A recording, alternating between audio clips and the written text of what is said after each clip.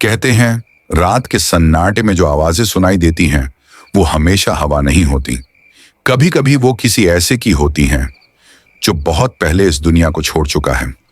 नमस्कार दोस्तों, मैं हूं रोसान और आप सुन रहे हैं रोसान हॉरर स्टोरी, जहां हर रात एक नई दहशत लेकर आती है। आज की कहानी हमारे एक दर्शक सौरभ ने भेजी है। उन्होंने बताया कि यह घटना आज से करीब 5 साल पहले हुई थी, जब वो दिल्ली की एक प्राइवेट कंपनी में काम करते थे। और उस रात उन्होंने जो देखा उसने उनकी जिंदगी बदल दी। सौरभ आईटी डिपार्टमेंट में काम करते थे।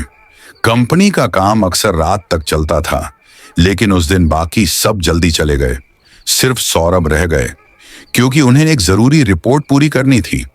रात के करीब 12:40 बज रहे थे। ऑफिस की तीसरी मंजिल लगभग खाली थी।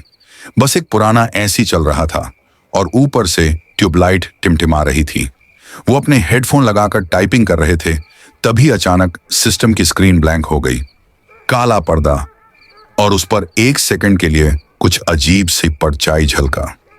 सौरभ ने सोचा शायद रिफ्लेक्शन होगा, लेकिन जब उन्होंने स्क्रीन दोबारा ऑन की तो उसमें वर्ड फाइल खुली थी, जिसमें लिखा था, तुम अभी तक यहीं क्यों हो?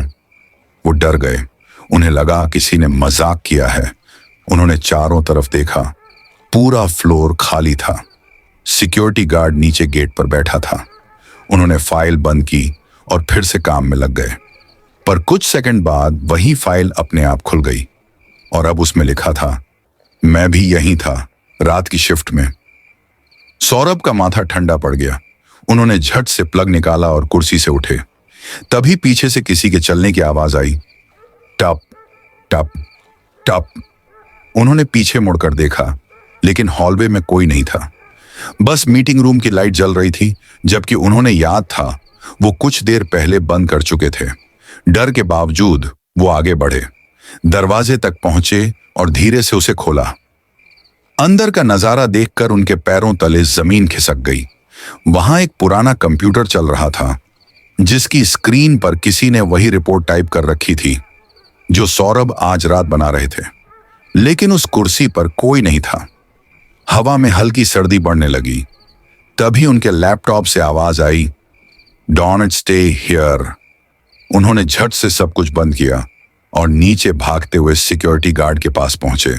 पसीने में भीगे हुए बोले, भाई ऊपर कोई है, कोई कंप्यूटर चला रहा था। सिक्योरिटी गार्ड ने उनकी ओर देखा और धीमे स्वर में बोला, साहब, उस तीसरी मंजिल के कंप्यूटर को 5 साल पहले से कोई नहीं छूता। वहां रात की शिफ्ट में एक लड़का था जो रिपोर्ट बनाते बनाते मर गया था। तब से रात को वो सिस्टम अपने आप चालू हो जाता है। सौरभ के हाथ कांपने लगे। उन्होंने ऊपर देखा। तीसरी मंजिल की खिड़की में एक साया नजर आ रहा था, जो कंप्यूटर के सामने झुका हुआ टाइप कर रहा था। उस दिन के बाद सौरभ ने कभी रात की शिफ्ट नहीं ली और कहते हैं अब भी कभी कभी तीसरी मंजिल की खिड़की में किसी को काम करते देखा जाता है, जबकि वहां कोई नहीं होता। दोस्तों, अगर ये कहानी आपको डरावनी लगी तो वीडियो को लाइक करें और चैनल रोज़न हॉरर स्टोरी को सब्सक्राइब करना ना भूलें, क्योंकि यहां हर रात एक नई दहशत लेकर आती है। मैं हूं रोसान, फिर मिलेंगे एक और सच्ची डरावनी कहानी के साथ। तब तक अकेले मत रहिएगा।